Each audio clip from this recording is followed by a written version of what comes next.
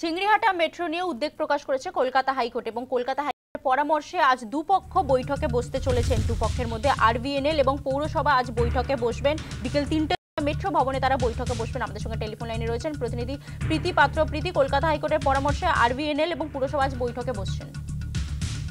দেখো, শুধুমাত্র আরভিএনএল এবং পুরসভা নয়, কলকাতা পুলিশও কিন্তু সেই বৈঠকে থাকছে। কারণ রাস্তা বন্ধের অনুমতি কিন্তু কলকাতা পুলিশের পক্ষ থেকে দেওয়া হবে। আমরা জানি এর আগেই হাইকোর্টের পক্ষ থেকে পরামর্শ দেওয়া হয়েছিল যে জনস্বার্থের কথা ভেবে যাতে তারা বৈঠকে বসেন এবং তারপরেই সিদ্ধান্ত নেওয়া হয়। মঙ্গলবার কিন্তু সেই বৈঠক হবে এবং আজ বিকেল দুপুর 3টের সময় কিন্তু মেট্রো ভবনে একদিকে কলকাতা পুলিশ, কলকাতা পুরসভা এবং আরভিএনএল এর পক্ষ থেকে কিন্তু বৈঠক করা হবে। আমরা জানি এর আগেও কিন্তু বহুবার বৈঠক হয়েছে এবং তারপরে কলকাতা পুলিশের পক্ষ থেকে আরভিএনএল কে জানানো হয়েছিল যাতে বিকল্প রাস্তার ব্যবস্থা করা হয় এবং সেই মতো কিন্তু ইতিমধ্যে মেট্রো কর্তৃপক্ষের তরফে বিকল্প রাস্তাও করা হয়েছে। কিন্তু তারপরেও কিন্তু রাস্তা বন্ধের অনুমতি মেলেনি এবং সেই কারণে হাইকোর্ট আরভিএনএল তারা জানিয়েছিলেন যে শনিবার রাত থেকে রবিবার সকাল বা শুক্রবার রাত থেকে শনিবার সকাল পর্যন্ত যদি কয়েক সপ্তাহ রাস্তা বন্ধের অনুমতি দেওয়া হয় তবে সেক্ষেত্রে কিন্তু মেট্রোর কাজ সম্পন্ন করা সম্ভব হবে